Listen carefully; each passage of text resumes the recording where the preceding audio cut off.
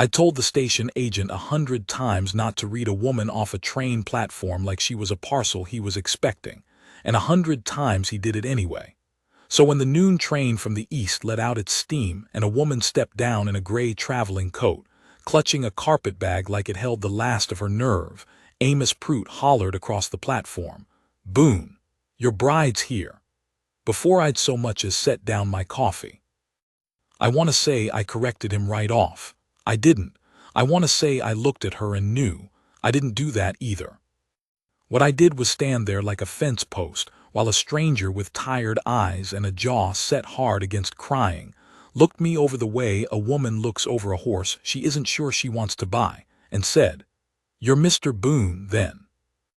"I am," I said, which was true, and let the rest of it lie there between us, which wasn't kind. Her name was Vivian Calloway, and she was not my bride.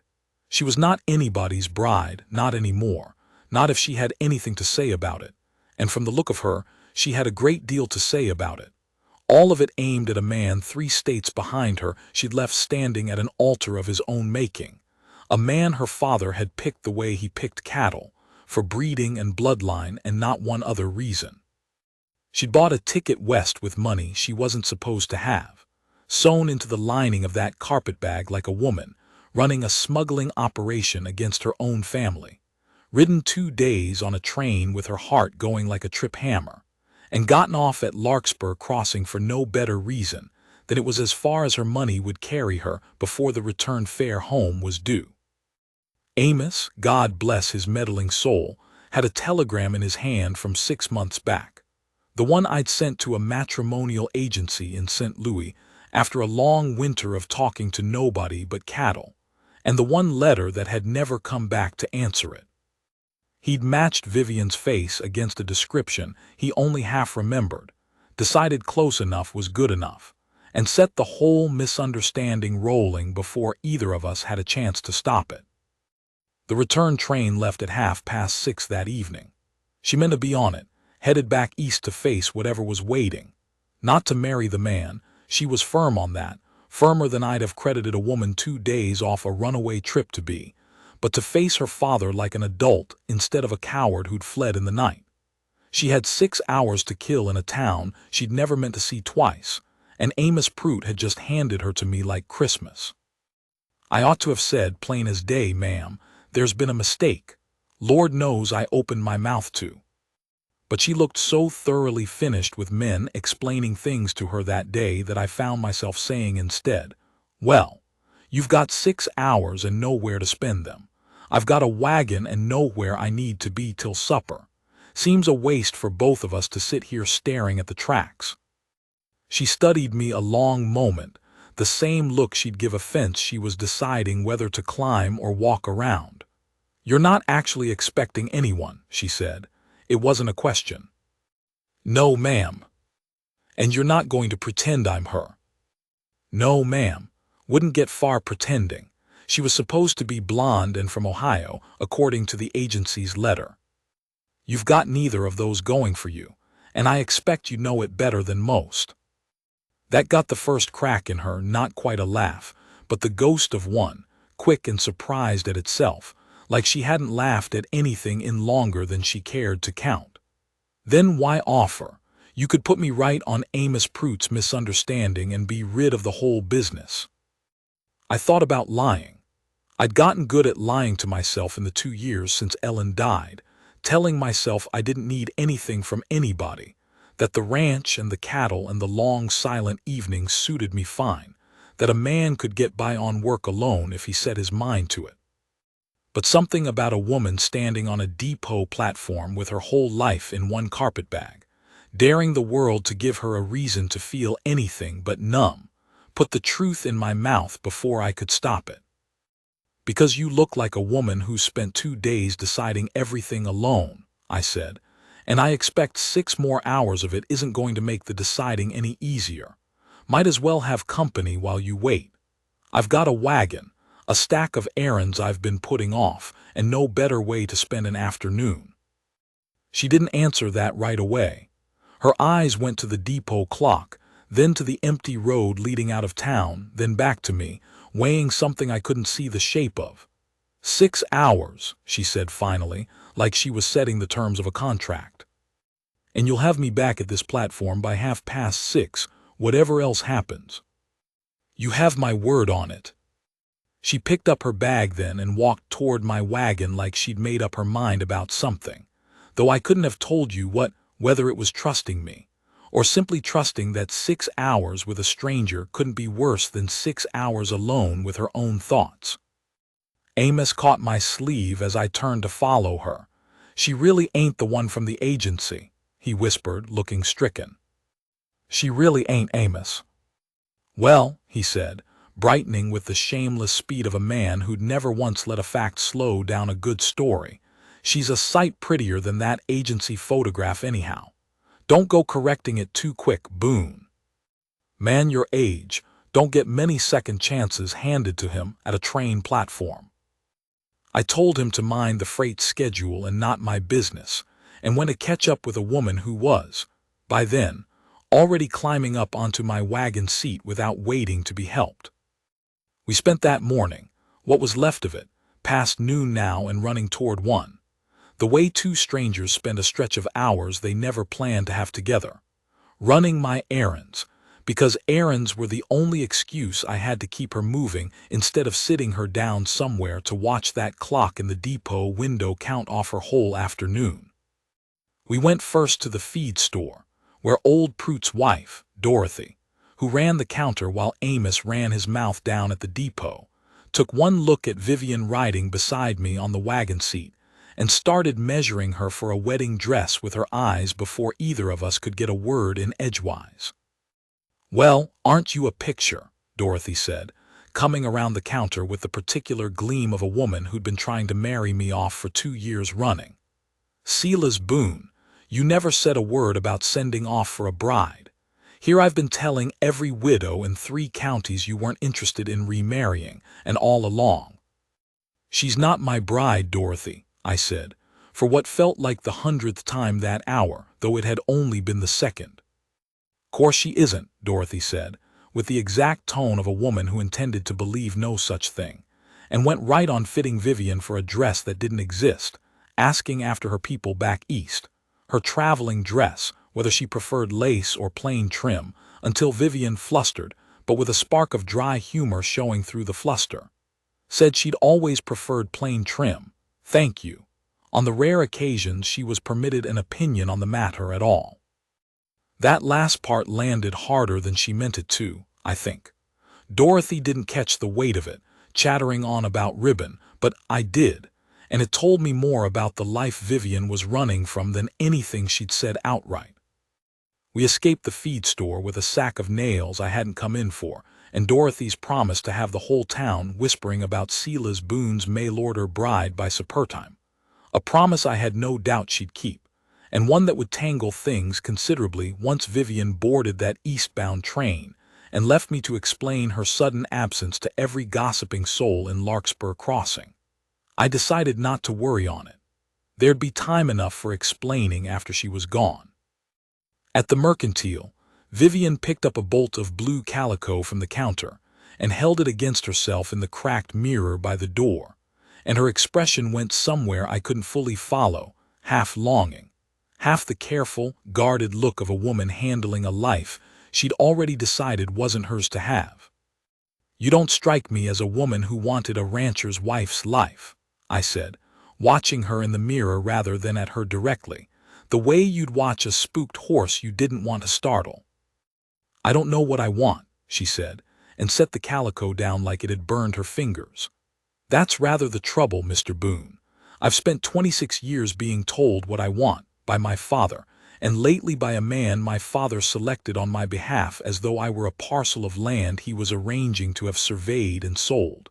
It turns out I'm not very good at deciding things on my own. I never had the practice. Seems to me you did all right this morning, I said. Bought yourself a ticket clear across 3 states on nothing but your own nerve and whatever money you could smuggle out in that bag's lining. That's deciding, whatever else you want to call it. Her eyes came up sharp at that, surprised, I think, that I'd noticed the careful stitching along the bag's seam, the slight bulge of it. "That's running," she said. "There's a difference between running and deciding."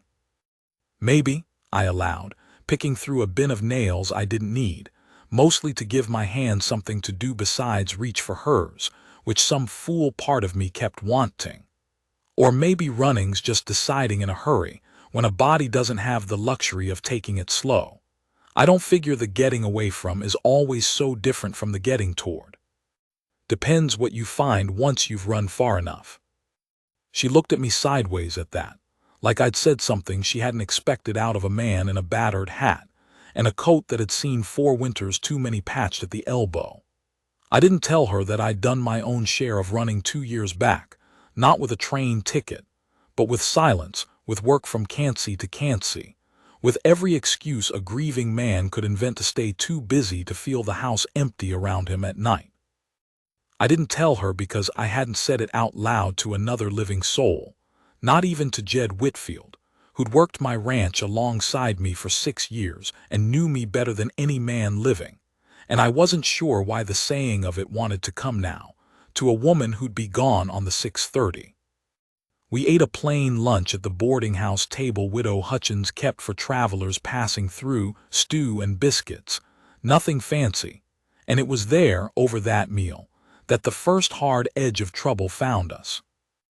A boy came in off the afternoon stage with a fistful of telegrams for delivery, and one of them, when Amos Prout trotted it over personally with the particular self-importance of a man delivering bad news he considered important, was addressed to Miss Vivian Calloway, care of Larkspur Crossing Depot. Vivian's face went the color of the tablecloth as she read it. She didn't say anything for a long moment, just set the paper down and stared at it like it might rearrange itself into better news if she looked hard enough. "He's coming," she said, finally quiet. "Harrison, the man my father chose. He's wired ahead. He's taken the express and means to be here by tomorrow morning to, in his words, collect me and settle this unfortunate misunderstanding before it becomes a scandal." She read the last part in a flat, mocking imitation of a voice I could only assume was his, cold and certain of its own authority, as though I were luggage gone astray on the wrong train. "That change anything for you?" I asked, careful to keep my voice even, though something in my chest had gone tight and cold at the news of another man crossing 3 states to claim her.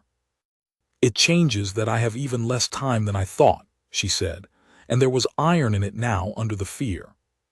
"If he arrives before I've left, he'll make a scene, and my father's name will be dragged through it, and everyone within 100 miles will know precisely what I ran from, and precisely how far I got before I was fetched home like a runaway child. I won't give him that satisfaction. I'll be on the 6:30 as planned, and I'll be 3 states gone before he's so much as stepped off his express train tomorrow morning." "Then we'd best make the most of what daylight's left," I said, though something in me wanted badly to offer a different sort of solution, to tell her Harrison Whitmore, or whatever his name was, could wire every telegraph office in the territory, and it wouldn't matter one bit, because Larkspur Crossing was mine, and she'd be under my roof, and no banker's son east of the Mississippi would lay a claim on a woman who didn't want claiming. But I held my tongue, because it wasn't my place, not yet, not after half a day's acquaintance, and because a woman fleeing one man's certainty that he knew what was best for her didn't need a second man rushing in with the same certainty dressed up different. By early afternoon we'd run out of errands and I still had hours to burn before the 6:30, so I did the only other thing I could think to do. I took her out to the ranch, told her it was on the way back around, which was a lie so thin a child could have seen through it, and she let me tell it anyway, maybe glad of an excuse to put a few more miles between herself and the telegram sitting folded in her coat pocket like a stone. Jed Whitfield was out by the corral when we rolled in, and he took one look at Vivian on the wagon seat beside me and grinned wide enough to split his weathered face in two. "Well, I'll be," he said, ambling over. "Boone, you never said a word." "She's not," I started, I heard already from Dorothy Prout, who heard it from Amos, who I expect heard it from the good Lord himself the way that man carries on, Jed said, unbothered. Ma'am, whatever this old fool's told you about himself, I'd cut it by half and add back in that he's stubborn as a Missouri mule and hasn't smiled proper in going on 2 years. Present company appears to be changing that sum. Vivian did laugh at that, a real laugh this time, surprised out of her, and Jed looked entirely too pleased with himself for having caused it. I showed her the ranch the way a man shows a place he's proud of and afraid to be proud of all at once. The herd grazing the low pasture, the barn I'd built with my own hands and Jed's the summer after I bought the place, the well I'd dug too close to the house and regretted every winter since when the pump froze. She asked questions like she meant them, not like a woman making conversation to fill silence, and I found myself answering at greater length than I'd answered anybody in longer than I cared to admit. Inside, the kitchen stood empty of anything a woman's hand had touched in 2 years. A bachelor's kitchen, functional and bare, a single chipped cup on the shelf where there had once been a matched set of 6. Vivian stood in the doorway and ran her fingers along the edge of the table like she was reading something written there in a language only she could see. Was she blonde too, the one you lost? She asked, quiet, not looking at me. I hadn't told her. I don't know how she knew, except that grief has a way of sitting in a house whether you talk about it or not, arranging itself into the spaces where things used to be, and some people can read a room the way others read a book. No, I said, dark like you. I hadn't meant to say the last part. It hung there in the bare kitchen air between us. What was her name? Ellen. I pulled out a chair for her and sat down across the table myself, because some things are easier said sitting than standing. Fever took her the second winter we were married. We hadn't been together but 18 months, long enough to know what I'd have had if she'd lived, not long enough to have it. I'm sorry, Vivian said, and she meant it. I could tell, not the polite sorry people hand you at funerals and forget by supper, but the real kind, the kind that costs something to give, that asks nothing back. I sent for a mail-order bride 6 months back, I admitted, turning my coffee cup slow between my hands, because I got tired of the quiet and told myself a stranger's company was better than none at all. Wrote a fair letter, I thought, honest about the ranch, the work, what I could offer and what I couldn't. Never got a letter back. I expect she thought better of it, or her family did, once they'd had a proper look at what marrying a widowed rancher in the middle of nowhere actually meant. I'd about decided that was that whatever I had in me for loving somebody, I'd used it up on Ellen, spent every last coin of it, and there wasn't more where that came from. A man gets used to an empty house. Starts to think empty is just how a house is supposed to be. And now, she asked, and there was something careful in the way she asked it, like she wasn't sure she wanted the answer, or was afraid of wanting it too much after a single day and a telegram burning a hole in her coat pocket. I didn't answer that one straight. I wasn't ready to, and neither, I think, was she. Instead, I said, now I've got a woman in my kitchen who isn't my bride, running from a wedding she didn't want, and a man chasing her across 3 states to make sure she has it anyway, with a train to catch in a few hours, and I expect asking her that question outright isn't fair to either one of us. Not yet. She smiled then, small and a little sad, and it did something to that bare kitchen I hadn't felt in it since Ellen was alive to fill it. We didn't stay indoors long after that. There was a restlessness in both of us, I think, the kind that comes when a conversation's gotten close to a truth neither party's ready to hold yet. I offered to show her the north fence line, where a break had opened up after last week's storm, and she came along without being asked twice, trading her traveling coat for one of Ellen's old work jackets I kept hung by the door out of habit more than sense. The first time in 2 years I'd offered that coat to anybody, and I noted the offering even as I made it, the significance of it sitting heavy and strange in my chest. We walked the fence line while I mended the break, and she held tools like she'd never held one before in her life. Which, as it turned out, she hadn't, having spent 26 years in drawing rooms and dress fittings and the particular gilded cage of a banker's daughter's upbringing, and dropped exactly as many as she handed me, laughing at herself in a way that told me laughing didn't come easy to her, that she'd had to relearn it same as I had.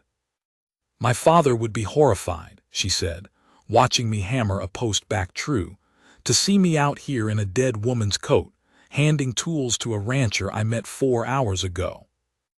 Ellen wouldn't mind, I said, and found saying it that it was true. She'd have liked you, I think. She had no patience for men who thought a woman's wanting wasn't her own business to decide. She sounded like she was wise. She was. I miss her every day. That doesn't mean, I stopped, hammer still in hand, because I wasn't sure what came after that doesn't mean, only that something had shifted in me over the course of one afternoon, something I hadn't given permission to shift and couldn't now put back the way it had been that morning. We sat on the porch step afterward while a thunderhead built up gray and heavy over the western ridge, the kind of storm that announces itself an hour before it arrives, and she told me the rest of it, the whole of what she'd been running from, not just the shape of it but the particulars, because by then something had opened between us that made the particulars easier to give.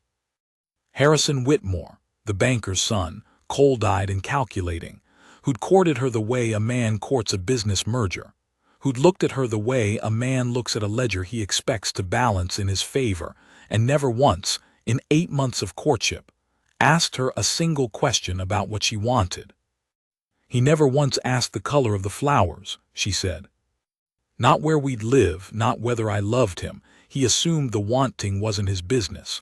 Only the having was. My father called it a good match. Sound family, sound prospects, sound everything except the one thing that was supposed to matter. That's no kind of marrying, I said. Ellen used to say a marriage where one of you does all the deciding isn't a marriage at all. It's a business arrangement with a ring pinned on to make it decent. She sounds like she was very wise indeed. She was. And I expect she'd tell you the same thing she told me, more than once, back when I was fool enough to need telling, that a person's got a right to decide their own life, even when the deciding's hard, even when everybody around them's got a firmer opinion on the matter than they do themselves.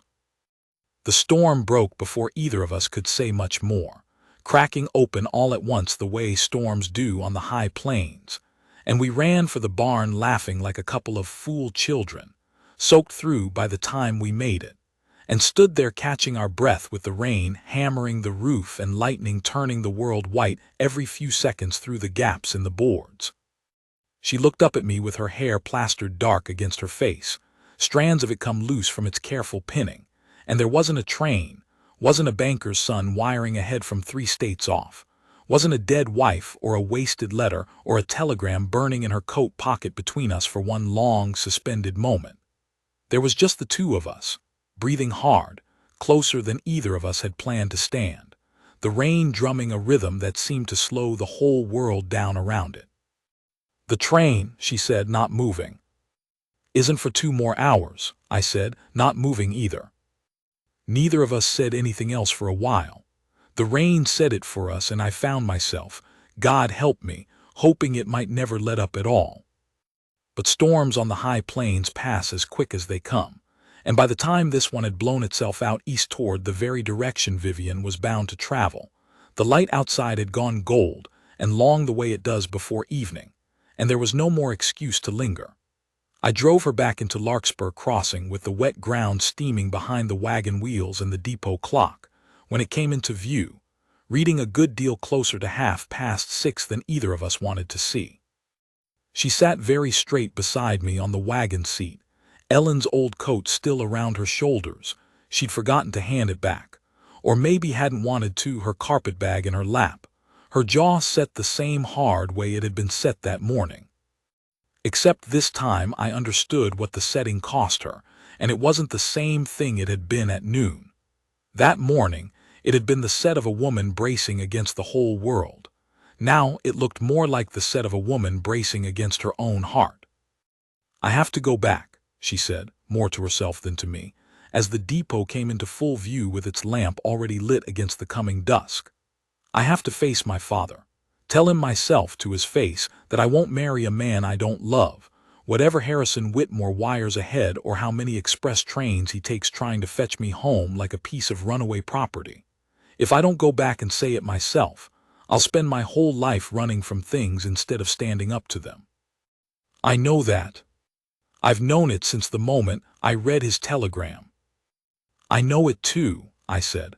"Wasn't going to ask you to stay instead of doing right by yourself, Vivian, whatever else I might want." "Then why does it feel like you're about to?" I hadn't meant to say more than that. But some things say themselves whether a man plans them or not, and I'd spent 2 years being careful with my heart the way a man's careful with a wound that hasn't fully closed, and something about this one day had convinced me the wound had closed after all, closed enough at least to risk opening it again. "Because," I said, pulling the wagon to a stop a short way from the platform so we'd have a moment before Amos or Dorothy or the whole watching town descended on us. "I've spent 2 years telling myself the wanting was used up in me, that whatever I had in me for loving somebody, I'd spent it all on Ellen and there wasn't more where that came from. And I've spent one single afternoon finding out that was a lie I told myself so I wouldn't have to hope for anything again, because hoping's a dangerous business for a man who's already lost once. You go back and do what's right. Stand up to your father and to Harrison Whitmore, however that needs standing. Don't let me be one more man rushing in to tell you what to do with your own life. Lord knows you've had enough of that from other quarters. But when it's done, when you've said your piece and your life is yours to decide, truly yours, not your father's, and not that banker's son's, and not even, if I'm honest, mine, there's a train that runs west out of that same eastern station. And there's a rancher in Larkspur Crossing, with an empty coat hook by the door that hasn't seen use in 2 years, who isn't going anywhere." She didn't say anything to that, not right away. The whistle sounded down the line, the 6:30 coming in right on time, black smoke rising against the gold evening sky, and for one terrible moment I thought I'd said too much, said it too soon, and she'd climb aboard and I'd never know if any of it had mattered to her the way it had come to matter to me over the course of a single storm-broken afternoon. We walked to the platform together, and Amos Prout, to his credit, had the good sense to keep his mouth shut for once, only tipping his hat as Vivian passed, though Dorothy hovered nearby with an expression that suggested she was already composing the story she'd tell over supper. The train pulled in with a groan of iron and steam, and she stood on the platform edge and picked up her bag, and for 3 long strides toward the open car door, I stood rooted to the spot like a man watching his own life pull away without him. All my careful speech about not rushing her suddenly feeling like it had cost me the very thing I'd been trying to protect. Then she stopped. She turned around, halfway between me and the train, with the conductor calling last boarding down the platform and steam rolling around her skirts, catching the gold evening light like something out of a painting, and she said, "What's your first name, Mr. Boone? I realize you never properly told me. Amos hollered it once, but I want to hear it from you." "Silas," I said. "Silas." She said it like she was trying the shape of it in her mouth, testing whether it fit. "I'm going back east, Silas Boone. I'm going to stand in front of my father and tell him my life is mine to spend, not his to give away to the highest sound prospect bidder. I'm going to tell Harrison Whitmore, to whatever extent he insists on being told anything at all, that a woman is not a misplaced parcel to be collected, and that I'll marry where I choose or not at all." And then she stopped, and I watched her decide something, right there on the platform, the way I'd watched her decide to get on the westbound that very morning, except this time the deciding didn't look like running at all. It looked like the opposite of running, whatever that opposite ought to be called. "And then I'm going to buy a ticket back to Larkspur Crossing," she said. "Not because a station agent mistook me for somebody's bride, and not because I'm running from anything anymore. Because I want to come back, on my own 2 feet and my own decided mind, to a rancher who spent an entire day not once trying to tell me who to be. If that offer of yours still stands, once I've settled things properly. It'll stand as long as I'm breathing, I said, and I meant every word of it, meant it in a way I hadn't meant much of anything in 2 long, quiet years. She smiled then, not the careful, guarded smile she'd worn stepping off the eastbound that morning, but something wide open and unafraid. A smile that belonged to a woman who just decided something entirely for herself for perhaps the first time in her whole life, and boarded the train that would carry her back to face the life she was finally choosing to leave on her own terms, and no one else's.